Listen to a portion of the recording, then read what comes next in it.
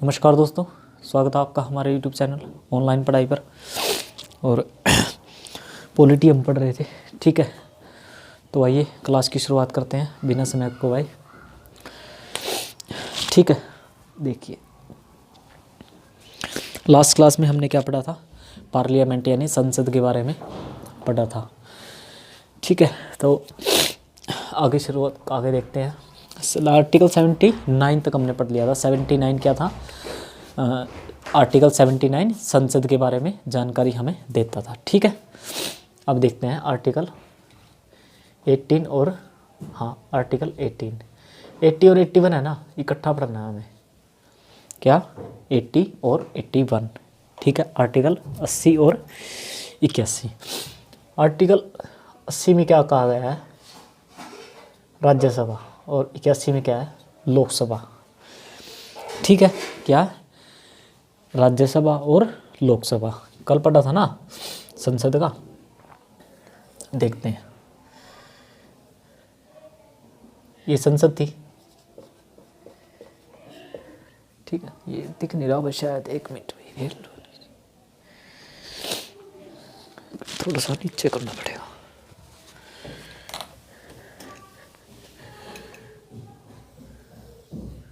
अब ठीक है शायद।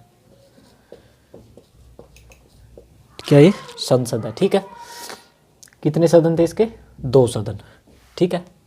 अंग तो 3 थे, लोकसभा, राज्यसभा और राष्ट्रपति सभा। इसके कितने हैं? 2। अब देखते हैं हम, ये क्या है? ये है लोकसभा, ये है राज्यसभा, ठीक है। राज्यसभा कितने के तहत है? आर्टिकल 80 के तहत है, और ये आर्टिकल 81 के तहत है, ठीक है। इससे राष्ट्रपति हम इससे पहले पढ़ चुके हैं, ठीक है। अब देखते हैं इसमें थोड़ा सा। लोकसभा में आपको पता कितने मेंबर होते हैं लोकसभा में? 545, ठीक है। यहीं लिख देता हूँ 545। और राज्यसभा में 245, ठीक है। ठीक है भाई, देखो इसको याद करना हो ना, लोकसभा राज्यसभा, कभी एग्जाम में जैसे आता है ये याद रखना। पहले ये आता है ना, पहले ये आता है, यानी कि जो स्थायी है, जो बड़ा सदन है थोड़ा, ठीक है। बड़ा सदन कौन सा है? राज्यसभा है, ठीक है। साइज में बड़ा नहीं, मतलब जैसे मान सकते हैं हम कि जैसे ये अस्थाई है ना, ये स्थायी है ना, उच्च उसमें। देखिए आगे चलते हैं, ठीक है। सबसे पहले तो देखिए कार्यकाल देखते हैं। क्या कार्यकाल? सदन का कार्यकाल। इस सदन का कार्यकाल कितना होता है? कार्यकाल कितना होता है? 5 वर्ष होता है। कितना होता है? 5 वर्ष। किसका? लोकसभा का। और राज्यसभा का? राज्यसभा का कार्यकाल कैसा होता है? अस्थायी होता है। क्या? अस्थायी,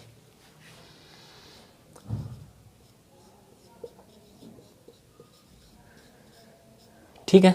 कार्यकाल कितना होता है? 5 वर्ष का। इससे कम भी हो सकता है जब भंग होती है। और कार्यकाल इसका कैसा है? अस्थायी है, ठीक है। ये संसद का है, ठीक है। नहीं सॉरी, लोकसभा और राज्यसभा का। और अगर जब क्वेश्चन आता है कि लोकसभा का कार्य का आएगा, देखो सिर्फ थोड़ा सा फर्क है। राज्यसभा का कार्यकाल देखो अगले क्वेश्चन में क्लियर होगा आपको। अब आता है लोकसभा, ये तो लोकसभा का कार्यकाल था, ये आ गया लोकसभा सदस्य का कार्यकाल। लोकसभा सदस्य कार्यकाल तो कितना भाई? 5 वर्ष, ठीक है। और यहाँ पे आएगा राज्यसभा सदस्य कार्यकाल। सदस्य कार्यकाल ये कितना है? ये 6 वर्ष है। अब देखिए क्वेश्चन आता है कि लोकसभा का कार्यकाल कितना है? 5 वर्ष। राज्यसभा का कार्यकाल कितना है? अस्थायी, ठीक है। क्या है? अस्थायी है, नहीं सॉरी भाई, स्थायी। अस्थाई कर दिया ये मैंने, ठीक है। कैसा है? अस्थाई है, सॉरी, वो मैं अस्थाई उसमें रह गया था थोड़ा सा बाय मिस्टेक, सॉरी भाई, गलती। ठीक है, क्या है ये तो पहले मैंने बोल भी दिया था, उसके बावजूद भी थोड़ा सा मिस्टेक हो गया। कभी कभी माइंड कहीं और चला जाता है, ध्यान नहीं रहता भाई। ठीक है, क्या है? स्थाई है। ठीक है, यानी कि ये बना रहेगा, ये भंग नहीं हो सकती कभी भी। अब देखो, लोकसभा का कार्यकाल 5 वर्ष, राज्यसभा का कार्यकाल आए तो स्थाई है। ठीक है, इसके कहने का मतलब है राज्यसभा का जो कार्यकाल है ना, 5 वर्ष के बाद तो वो भंग होगी ही होगी, यानी कि दोबारा चुनाव होंगे, सरकार बनेगी ही बनेगी। लेकिन इसका कोई कार्यकाल नहीं है, इसके कोई इलेक्शन नहीं होंगे। ठीक है, इसीलिए ये स्थायी है। ठीक है, कैसी है? स्थायी है। अब देखो, ये कैसी है? ये भंग हो सकती है। ये क्या है? भंग हो सकती है, यानी कि कैसी है? अस्थायी है। भाई भंग तो वही चीज़ होगी ना जो अस्थायी होगी। ठीक है, और ये भंग नहीं हो सकती, भंग नहीं हो सकती। ठीक है, तो कैसी होगी ये स्थायी होगी।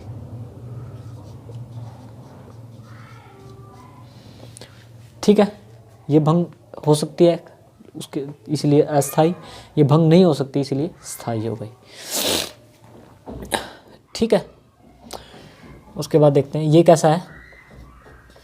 ये है निम्न सदन। ये निम्न सदन है। और ये क्या है? इसको उच्च सदन कहा जाता है। ये क्यों कहा जाता है? देखिए, क्योंकि ये निम्न सदन क्यों, इसको क्यों, एक मिनट भाई होल्ड कीजिएगा। ये अस्थायी होने के कारण इसको निम्न सदन कहा जाता है। ठीक है, और इसको स्थायी होने के कारण उच्च सदन कहा जाता है। ठीक है, उच्च सदन इसको कहा जाता है, इसको निम्न सदन कहा जाता है। ठीक है, एक बार यहाँ ये देख लेते हैं। इसके जो सदस्य है ना, चलो वो आगे देखेंगे। ठीक है, वो हम आगे देखेंगे। ठीक है, निम्न सदन है, इसमें कौन बैठते हैं?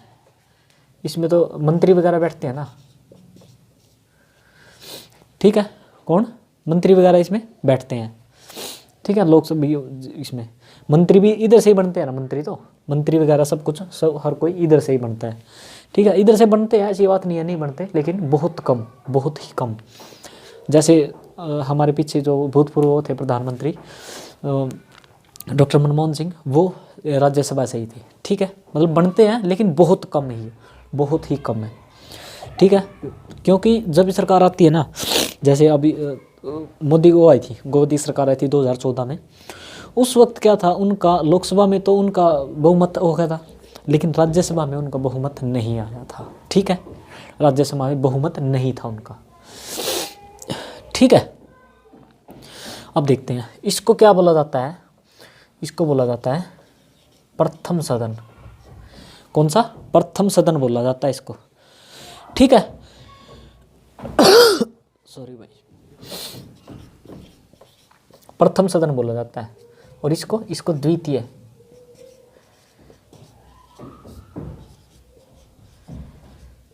सदन बोला जाता है इसको। ठीक है, कैसा? द्वितीय सदन। इसको एक चीज और बोला जाता है, क्या?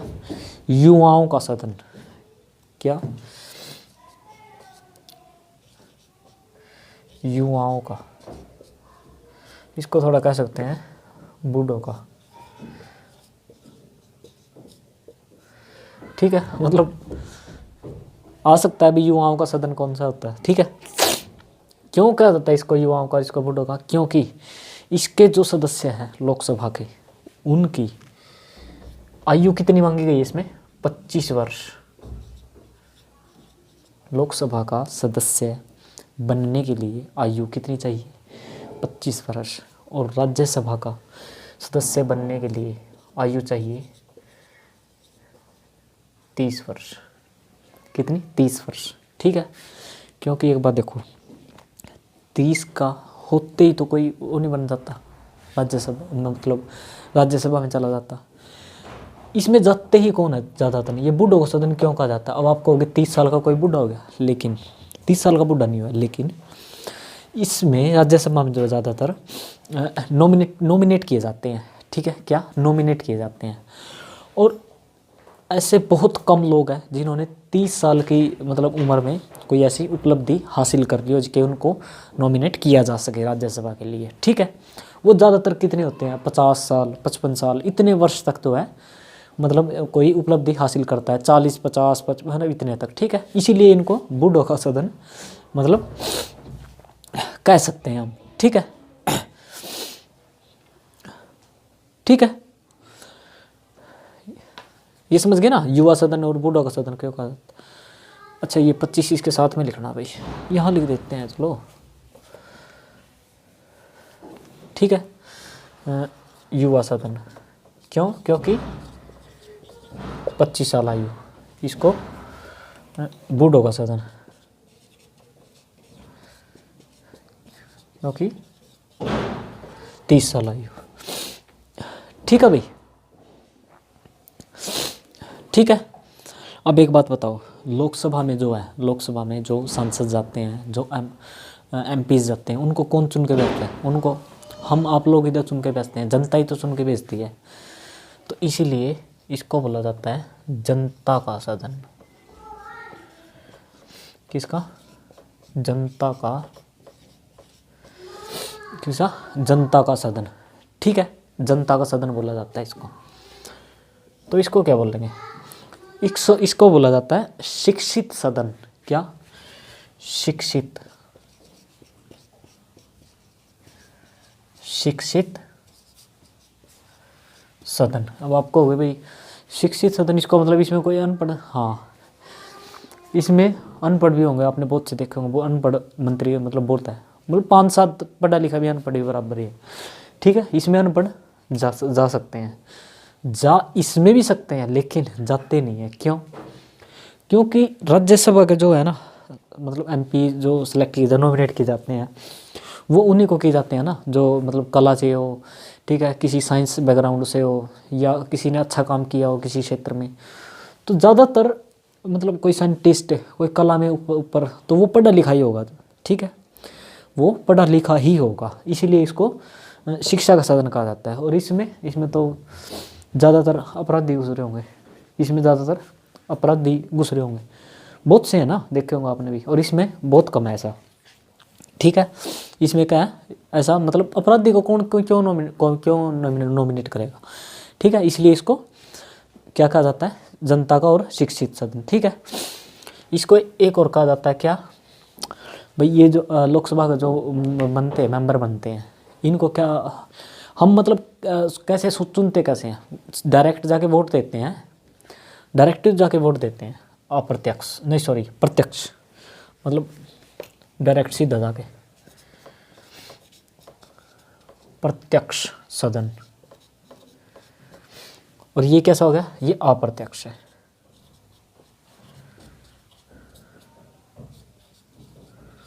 अप्रत्यक्ष क्यों, क्योंकि इनको हम थोड़ी चुन के भेजते हैं, इनको जिन लोगों को हमने चुना है वो लोग इनको चुनते हैं। जैसे हमने एमएलए को चुना है, हम किसी भी राज्य में आपने एमएलए को चुना है, एमएलए क्या करते हैं, एमपी को चुनते हैं, ठीक है, एमएलए एमपी को चुनते हैं, मतलब इनको राज्यसभा के वो डिसाइड करते हैं कौन आगे जाएगा, ठीक है, पार्टियां डिसाइड करती हैं, ठीक है, ठीक है भाई। तो एक बार और थोड़ा सा रिवाइज करते हैं, देखिए लोकसभा का कार्यकाल 5 वर्ष, राज्यसभा का कार्यकाल स्थायी, ठीक है, लोकसभा के सदस्य का कार्यकाल 5 वर्ष, राज्यसभा के सदस्य का कार्यकाल 6 वर्ष। अब आप ये कहोगे तो ये बदलते कैसे हैं, ये थोड़ा सा माइंड में होगा। तो ये है ना एकदम से नहीं बदला जाता, ये भी आगे आगे हम जैसे पढ़ेंगे कि जब एमपी सांसद भी आएंगे तब पढ़ेंगे, ठीक है। अभी तो हम लोकसभा राज्यसभा पढ़ रहे हैं ना, ठीक है। तो ये कैसे बदले जाते हैं, ये 2/3 करके बदले जाते हैं, मतलब एक तिहाई करके। देखो जैसे किसी भी चीज़ के 3 टुकड़े करने हो तो ऐसे ही बनेंगे ना, ऐसे ही बनेंगे। तो कैसे होगा, जब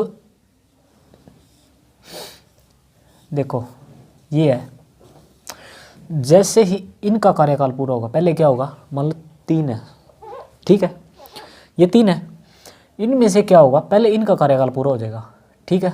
तो ये 2 सदन में है, तो क्या होगा, जैसे ही इनका कार्यकाल पूरा हुआ है, दूसरे आ गए यहाँ पे, अब क्या होगा, अब इनका होगा, इनका कार्यकाल पूरा हुआ, फिर यहाँ दूसरे आ गए, अब इनका होगा, इनका कार्यकाल पूरा हुआ, फिर दूसरे आ गए, फिर इसका, जब तक इसका होगा, फिर ये ऐसे ही है ना, ऐसे रोटेट जो है ये होता रहता है, ठीक है। मतलब एक टाइम में जो है सभी नहीं हो, टाइम नहीं पूरा होता सभी का, ठीक है।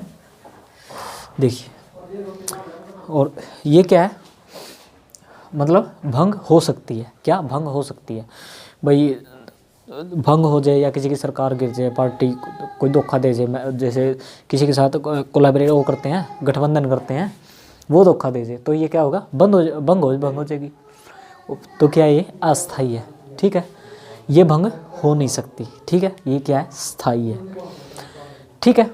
और स्थाई क्यों है, ये हमने अभी देखा कि क्योंकि इसके जो सभी सदस्य हैं एक ही बार में उनका जो मतलब कार्यकाल है समाप्त नहीं होता, ठीक है। ये क्या है, ये निम्न सदन है, ये थोड़ा सा निम्न सदन है, क्यों, क्योंकि ये मतलब भंग हो जाता है, ठीक है, और ये भंग नहीं होता, इसलिए इसको उच्च सदन कहा जाता है। यहाँ पे ज़्यादा पढ़े लिखे भी है, उच्च सदन मतलब इसको इसलिए कहा जाता है, स्थायी है, पढ़े लिखे ज़्यादा है, यहाँ कार्यकाल इसका ज़्यादा है, ठीक है, तो इसलिए इसको उच्च सदन कहा जाता है। इसको प्रथम सदन कहा जाता है, क्या, प्रथम सदन इसको कहा जाता है, ठीक है। इसको द्वितीय सदन कहा जाता है, ठीक है, क्या कहा जाता है, द्वितीय सदन, और इसको द्वितीय सदन और इसको प्रथम सदन, ठीक है। इसको युवा सदन कहा जाता है, क्यों, क्योंकि यहाँ पर जो सदस्य हैं इनकी जो एज डिसाइड की गई वो 25 ईयर्स का की गई है, ठीक है। और यहाँ पर जो है बूढ़ा सदन इसको क्यों कहा जाता है, बूढ़ों का सदन, क्योंकि ये 30 वर्ष है, 30 वर्ष तो कहने का मात्रा है, नहीं तो 40-50 में ही नॉमिनेट किए जाते हैं ज़्यादा, ठीक है। इसको जनता का सदन क्या, क्योंकि ये जनता ही इनको चुन के भेजती है। इसको शिक्षित सदन कहा जाता है, क्योंकि इनको जो जब चुनते हैं ना, तो ज़्यादातर शिक्षा के क्षेत्र ही होते हैं, कला के क्षेत्र से होते हैं वो, ठीक है, शिक्षा का सदन इसलिए कहा जाता है। इनको प्रत्यक्ष, क्योंकि प्रत्यक्ष चुन के भेजते हैं, इनको अप्रत्यक्ष सदन यानी कि अप्रत्यक्ष रूप से चुन के भेजते हैं, ठीक है। अब देखते हैं इनके जो सदस्य है ना, उनका एक बार योग्यता देख लेते हैं। वैसे कोई खास नहीं है, वही है जो पहले हमने हर एक की पढ़ी है, ठीक है। क्या नागरिक होना चाहिए, नागरिक पागल या दिवालिया ना हो, ठीक है, नागरिक होना चाहिए, पागल या दिवालिया नहीं होना चाहिए, और क्या होना चाहिए, लाभ के पद पर ना हो, लाभ के पद पर ना हो, ठीक है। और क्या, पढ़ा लिखा तो मतलब कोई वो है ही नहीं है, दोनों के लिए समान ही है। एज का बस है, एज इसमें 25 है और इसमें 30 वर्ष है, ठीक है। और इसमें आप अपनी मर्जी से खड़े हो सकते हो, लेकिन इसमें तो लोग आपको खड़े करते, लोग आपको चुन के भेजते हैं, ठीक है। और बात रही अपराध की, ठीक है। अपराध का मतलब पता क्या है, जिसको मतलब कौन लड़ सकता है चुनाव इसका, लोकसभा का, जिसको मतलब कि 2 साल से कम की सज़ा हुई हो, कितना, 2 साल तक की सज़ा हुई हो, ठीक है, 2 साल तक सज़ा, इससे अगर ज़्यादा किसी को सज़ा हुई है ना, तो वो इसका चुनाव नहीं लड़ सकता। अब आप देखते होंगे बहुत से तो ऐसे हैं जो जेल में पड़े हैं, ये वो है, लेकिन जेल में पड़े हैं वो, लेकिन सज़ा नहीं हुई है, उनको सज़ा नहीं हुई है, ठीक है। और एक चीज़ कि एक व्यक्ति 2 जगह से चुनाव लड़ सकता है, क्या, 2 जगह से चुनाव लड़ सकता है, जैसे चलो ठीक है, सपोज ऐसे, ठीक है। अब देखो जो राहुल गांधी है उनको देख लो, एक उन्होंने यूपी से चुनाव लड़ा था, एक उन्होंने लड़ा था केरल के वायनाड से, यहाँ से वो हार गए, यहाँ से वो जीत गए, ठीक है। मोदी जी है गुजरात से लड़ा था, और एक कहाँ से, यूपी से चुनाव लड़ा था, दोनों वो जीत दोनों गए से, फिर ये गुजरात वाले से उन्होंने क्या किया था, इस्तीफा, पद से इस्तीफा देना पड़ा था। और यहाँ से फिर वो सॉरी ठीक है, यानी एक व्यक्ति एक टाइम में दो जगह से चुनाव लड़ सकता है, लेकिन जीतने के बाद अगर वो दोनों जगह से जीत जाता है तो एक जगह से उसको इस्तीफा, पद से इस्तीफा देना होगा, ठीक है। और अगर एक से जीतता है एक से हारता है फिर तो कोई मतलब देने की ज़रूरत ही नहीं है, ठीक है। ऐसा ही राज्य में है, राज्य में एक MLA पूरे राज्य में कहीं से भी दो जगह से चुनाव लड़ सकता है, ठीक है। तो राज्यसभा 80 में राज्यसभा है और 81 में किसका वर्णन है, हमारी लोकसभा का वर्णन है, ठीक है भाई। तो आज के लिए हमारा ये छोटा सा ही टॉपिक था, बाकी का नेक्स्ट क्लास में करेंगे। और वीडियो से संबंधित कोई भी आपका क्वेश्चन है, क्वेरी है, वीडियो के कमेंट बॉक्स में ज़रूर बताइएगा। आप सभी का धन्यवाद।